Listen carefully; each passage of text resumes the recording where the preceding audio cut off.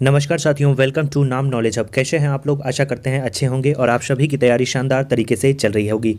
तो आज के इस वीडियो में हम लोग जुलाई 2022 के जितने भी महत्वपूर्ण करंट अफेयर होते हैं उसे इस वीडियो में कवर करेंगे। इससे पहले जो है मई तक के करंट अफेयर को कंप्लीट कर दिया गया है। आपने उसे नहीं देखा है तो जाकर देख लें, चैनल के डिस्क्रिप्शन में लिंक दिया गया है और प्लेलिस्ट भी बना होगा बिहार करंट अफेयर के नाम से। तो कम समय में इसे हम लोग कंप्लीट करते हैं। 10 से 12 मिनट में हम लोग जो मोस्ट इंपॉर्टेंट जुलाई के करंट अफेयर है उसको कंप्लीट करेंगे। तो चलिए शुरू करते हैं। पहला पॉइंट है कि बिहार के सारण जिला की किस महिला स्वतंत्रता सेनानी का निधन हो गया है?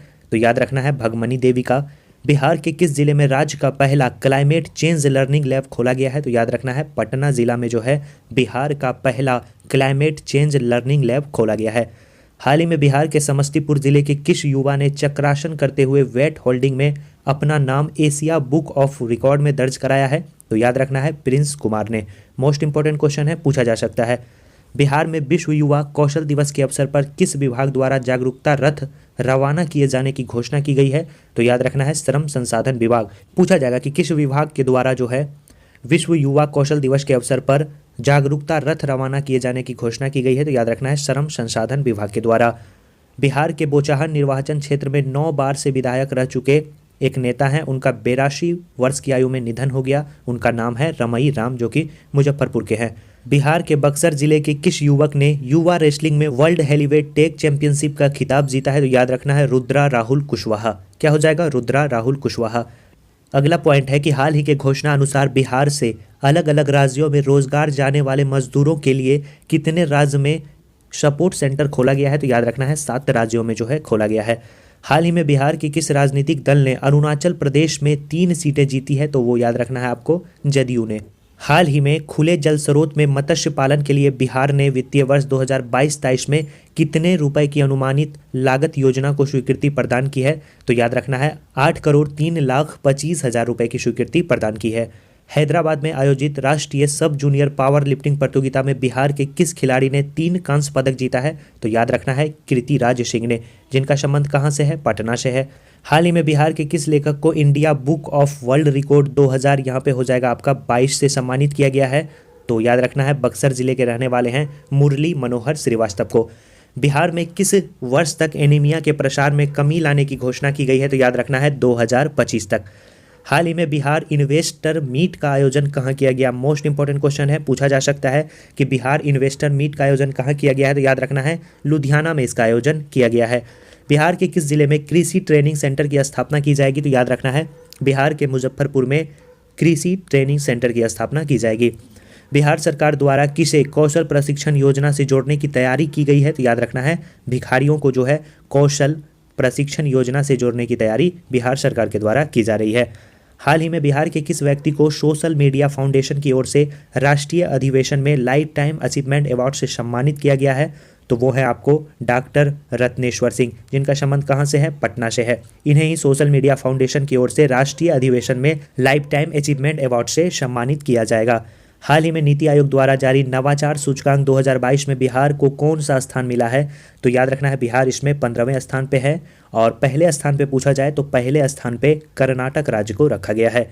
14 करोड़ से अधिक कोरोना टीका देने वाला बिहार देश में कौन सा राज्य बन गया है? तो याद रखना है ये आंकड़ा जुलाई 2022 तक का है। इसके अनुसार बिहार जो है 4था राज्य बन गया है।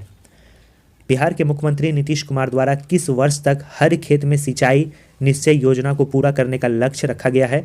तो याद रखना है 2025 तक इसे पूरा करने का लक्ष्य रखा गया है। अगला पॉइंट है कि हाल ही में आई एक रिपोर्ट के अनुसार देश के कुल आय उत्पादन में बिहार की हिस्सेदारी कितनी प्रतिशत है? तो याद रखना है बिहार की जो हिस्सेदारी है वो करीब 11% के आसपास है। हाल ही में बिहार में वरिष्ठ स्वतंत्रता सेनानी विष्णु देव नारायण सिंह का निधन हो गया है। वे बिहार के किस जिले के निवासी हैं? तो याद रखना है उनका संबंध बिहार के गया जिले से है। बिहार में किस जिला में 5 लाख रुद्राक्ष से 20 फीट की ऊंची शिवाय की मूर्ति बनाई जा रही है? तो याद रखना है पूर्वी चंपारण। कहाँ पे? पूर्वी चंपारण में बनाया जा रहा है, क्योंकि आपने पिछले 67 बीपीएससी का जो री एग्जाम हुआ था उसमें पूछा गया था कि माता सीता की जो प्रतिमा है वो कहाँ बनाई जा रही है, तो उसका सही उत्तर हो जाता है सीतामढ़ी में। तो कौन सा प्रतिमा बिहार में कहाँ बन रहा है इसे जरूर याद कर लीजिएगा, पूछे जाने की संभावना बनती है। मोतिहारी जिले में जो है बिजली महोत्सव का आयोजन कब से कब तक किया गया था? तो याद रखना है 25 जुलाई से 30 जुलाई तक। और इस दौरान जो है पटना में उज्जवल भारत उज्जवल भविष्य पावर 2047 कार्यक्रम भी आयोजित किया गया था। किस राज्य सरकार ने यह घोषणा की है कि सरकारी सेवा में तैनात सभी कर्मियों के लिए अगर वे दूसरी शादी करते हैं तो सरकार से उन्हें अनुमति लेनी होगी? याद रखना है, बिहार सरकार ने। हाल ही में किस राज्य के हर जिले में मोदी नगर और नीतीश नगर बनाए जाने की घोषणा की गई थी? तो बिहार में इसकी घोषणा की गई थी। इंपॉर्टेंट नहीं है, नहीं पूछा जाएगा। बिहार की ओर से किस शहर में बिहार क्राफ्ट फेयर या बिहार शिल्प मेला लगाया जा रहा है? अच्छा क्वेश्चन है, याद रखना है, हैदराबाद में लगाया जा रहा है। बिहार की बालिका टीम गुवाहाटी में संपन्न जूनियर नेशनल फुटबॉल प्रतियोगिता में किस स्थान पर रही है? तो याद रखना है, ये दूसरे स्थान पर रही है। पहले स्थान पे दादरा एवं नागर हवेली की टीम रही है। अगला जो पॉइंट है कि बिहार की किस लोक गायिका को global India national excellence award से पुरस्कृत किया गया है? तो वो याद रखना है, नीतू कुमारी नवनीत को। अच्छा क्वेश्चन है, पूछे जाने की संभावना बनती है, तो याद रखेंगे किसे? नीतू कुमारी नवनीत को। और साथियों, चैनल पे पहली बार आया है तो चैनल को सब्सक्राइब कर लें और नोट्स को अभी तक नहीं लिए हैं तो जरूर ले लीजिए। इन सभी तथ्यों को उसमें शामिल किया गया है। बिहार स्पेशल का कंप्लीट नोट्स है, डिस्प्ले पे आपके शो हो रहा होगा किस प्रकार से आपको लेना है। चलिए आगे बढ़ते हैं। बिहार के किस जिले में राज्य का पहला अस्थायी ट्रैफिक पार्क बनाने की घोषणा की गई है? तो याद रखना है, बिहार के पटना में इसकी घोषणा की गई है।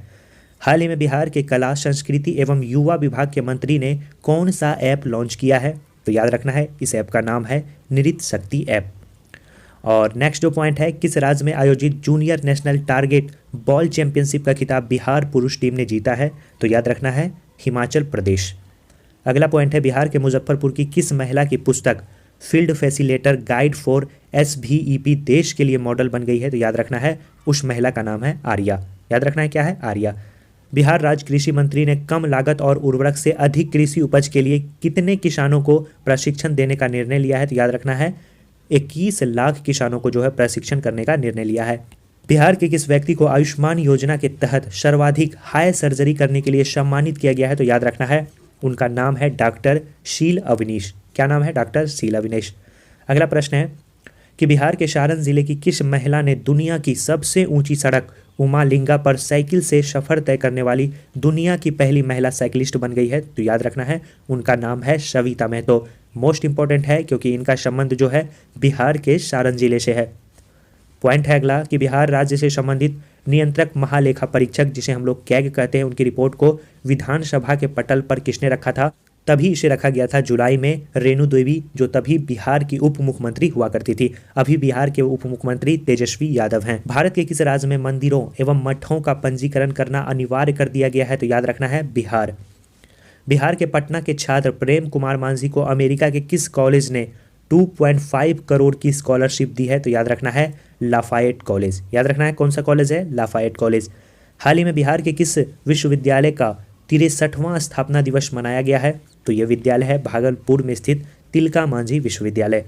नेक्स्ट पॉइंट है, केंद्रीय शिक्षा मंत्री द्वारा हाल ही में जारी स्कूल शिक्षा सूचकांक में बिहार के कितने जिले शामिल हैं? तो याद रखना है, बहुत ही दुख की बात है, इसमें बिहार का कोई भी जिला शामिल नहीं है। अगला है 4 लेन फलोद पुल, जो कि बिहार में कोसी नदी पर बनने वाला 7वां पुल है, किस जिले में निर्माण हो रहा है? तो याद रखना है, इसका निर्माण बिहार के जमुई में हो रहा है। हाल ही में जारी NIRF 2022 रैंकिंग में IIT पटना किस स्थान पे रहा? तो पटना इसमें 59वें स्थान पे रहा था। अगर बात करें पिछले वर्ष किस स्थान पे रहा था? पिछले वर्ष पटना इसमें 51वें स्थान पे रहा था। बिहार के शताब्दी स्मृति समारोह में प्रधानमंत्री नरेंद्र मोदी ने किस पुस्तक का विमोचन किया है? अच्छा क्वेश्चन है, याद रखेंगे, इतिहास के झरोखे से जाने अपनी विरासत को। कौन सी पुस्तक है? इतिहास के झरोखों से जाने अपनी विरासत को। नेक्स्ट है, बिहार ने किस जिले में 98 घंटे में 38 किलोमीटर सड़क का निर्माण कर रिकॉर्ड बनाया है? तो याद रखना है, सही उत्तर हो जाएगा रोहतास में। मोस्ट इंपोर्टेंट क्वेश्चन है, याद रखेंगे। अगला पॉइंट है कि बिहार विधानसभा परिषद में बने शताब्दी स्मृति स्तंभ का जो उद्घाटन है वो प्रधानमंत्री नरेंद्र मोदी के द्वारा कब किया गया था? तो याद रखना है, 12 जुलाई 2022 को इसका उद्घाटन नरेंद्र मोदी के द्वारा किया गया था। अगला पॉइंट है कि स्टार्टअप इकोसिस्टम में बिहार को किस श्रेणी में रखा गया है? तो याद रखना है कि बिहार को इसमें श्रेणी A में रखा गया है, स्टार्टअप इकोसिस्टम की श्रेणी में। हाल ही में जारी आकांक्षी जिलों की डेल्टा रैंकिंग में बिहार का कौन सा जिला पहले स्थान पे है? तो याद रखना है, बिहार का गया जिला जो है इसमें पहले स्थान पे है। बिहार के किस जंक्शन पर पहला ब्रेल लिपि मैप लगाया गया है? पटना जंक्शन पे याद रखना है, पहला ब्रेल लिपि मैप लगाया गया है। अगला पॉइंट है कि नवीनतम घोषणाओं के अनुसार बिहार के किस जिले में राज्य का पहला जैविक खेती मॉडल प्रशिक्षण केंद्र बनाया जा रहा है? तो याद रखना है फतुआ में बनाया जा रहा है।